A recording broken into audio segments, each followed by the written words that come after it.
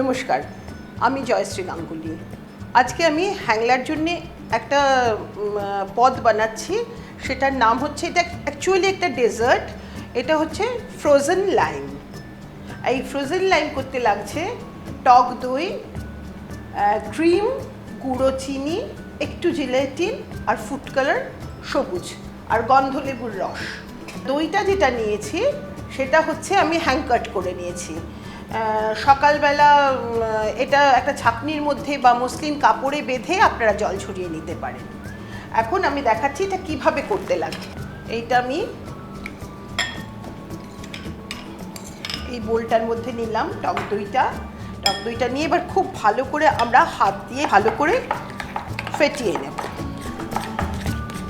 আর দই তো খুব ঠান্ডা জিনিস, এই গরমে এই ফ্রোজেন লাইমটা ডেজার্ট হিসেবে পরিবেশন করলে খুবই ভাল লাগবে।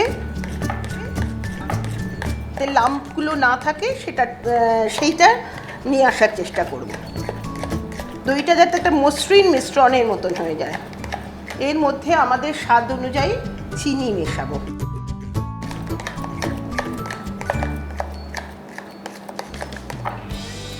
আমার মনে হয় আরেকটু লাগবে।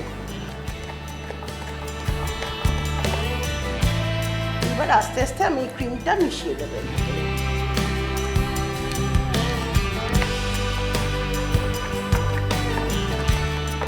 যাতে এটা একদম ক্রিমের মতন একটা টেক্সচার নেয়।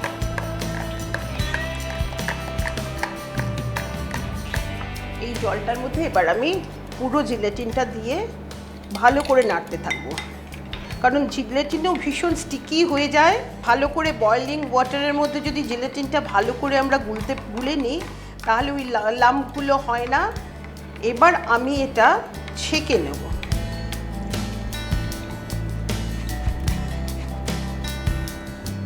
এখন এই ক্লিয়ার ওয়াটারটা আমার মোটামুটি যতটা ইচ্ছে দিতে পারবেন।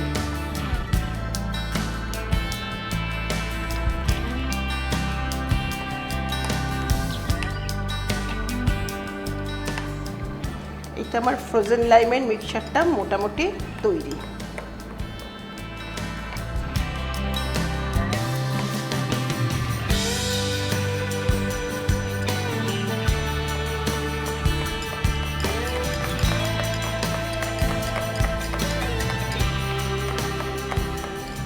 আমি একটু গন্ধরাজ লেবুর রস এর মধ্যে অ্যাড করব।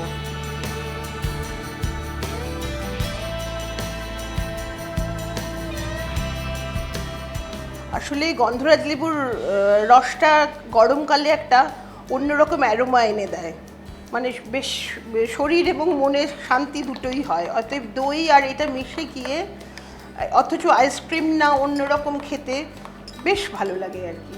আমি এর মধ্যে একটু ফুড কালার ইউজ করব, আর ফুড কালারটা অপশনাল নয়। সবুজ রঙের যে রঙটা গুলে রেখেছিলাম, কিন্তু আপনারা যদি মনে হয় সাদা পরিবেশন করবেন, সাদাও এটা দিতে পারেন।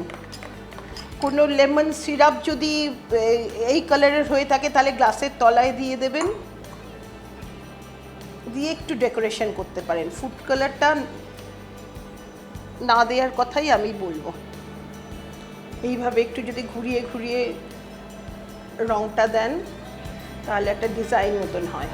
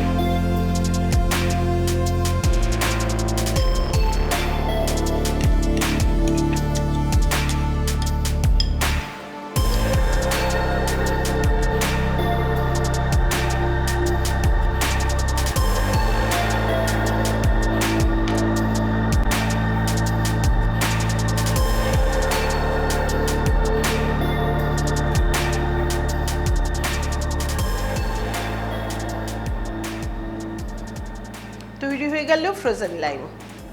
গরমকালে পুদিনা পাতাটাও খুব সুন্দর যায়, পুদিনা পাতা একটু উপরে দিয়ে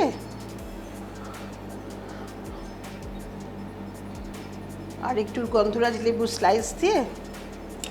গরমকালে তো দই আর ঠান্ডা দই তার সাথে গন্ধরাজ লেবুর রস মিলে মিশে ওটা একটা রিফ্রেশিং ভাব এনে দেয়। অতএব ফ্রোজেন লাইম আপনারা ট্রাই করে দেখুন, কেমন লাগে আমাদের জানান।